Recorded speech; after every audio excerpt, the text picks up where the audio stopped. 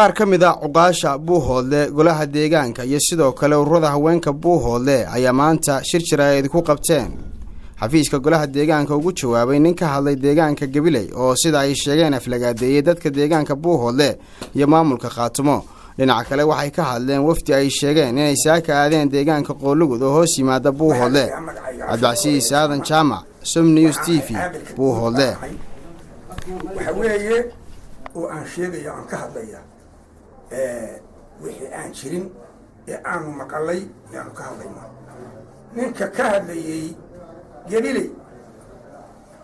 barigii hore anagu waxaan u nuqin bal waxaan u sheegaynaa wuxuu wax ka sheegay madaxweynuhu wax ka sheegay iyo balacad iyo Buuhoodle horta Buuhoodle ma taqaan balacad ma taqaan baan weydiinayna waxaan hadalkaa ku soo gabagabaynayaa ninka Gabiley ka hadlay ayar horta ma taqaan annaga Buuhoodle ma taqaan ninkiina yaqaanaa waana yaqaan laakiin waxaan ku leeyahay waa cali waxaad ku hadashay wax lagu hadla maaha namana sheegan kartid namana sheegataan waxaan nahay niman Qaatumo madaxweynaha iyaguna waa Cali Khaliif waxaad ku hadashayna waa been cid ka caaysatayna ma jirto isaga iskiisa uga tagay waana imaanaya hadda magaaladana isaga xukumaba shirka Qoolugud nama khuseeyo mana tagayno waxna nagama xidhnaa colaad baa nimankaan noo dhahay waxaan kaloo leeyahay lafahan dadka aad soo quraysaan haddaad istiraaheen bini aadam lacag kaga hela waxba ku heli maysaan marka hore bal ma yaqaan horta marka hore waxaan kuu sheegayaa annagu waxaanu nahay Qaatumo state Qaatumo aanu nahay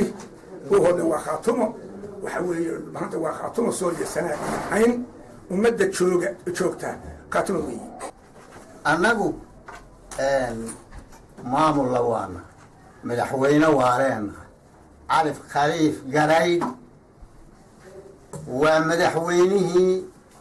gobolka Cayn Buuhoodle qofkii naxaya dee ha naxo dadka xawaaraha soo gurado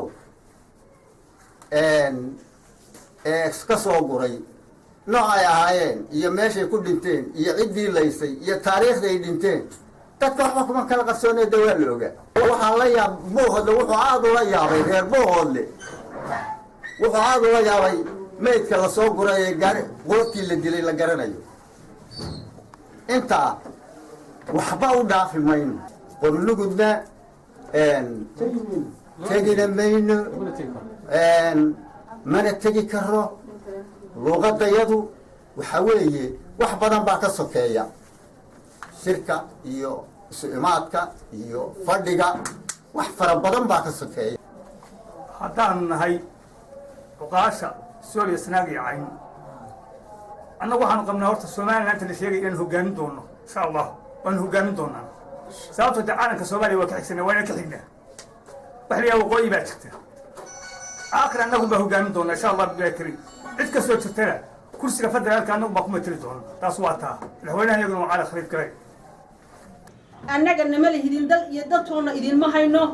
maamul baanu leenahay Qaatumo state of Soomaaliya aanu leenahay Cali Khaliif Garayd baa madaxweyne noo ah waxaan leeyahay isku qajila annagu qof idin kamid ma soo qabsan karo dalkiina ma soo handadno dadkiina ma soo qabsanee hana soo handadina oo hana sheeganina oo waxaa dhib oo 24 saac aan la fikiraa kallay anigu qof ahaan qof weyn oo media taagan oo magac sheeganaya oo madaxnimo sheeganaya oo been la taagan oo leh maxay hayay Soomaaliya Sanaaga iyo Cayn waa Somaliland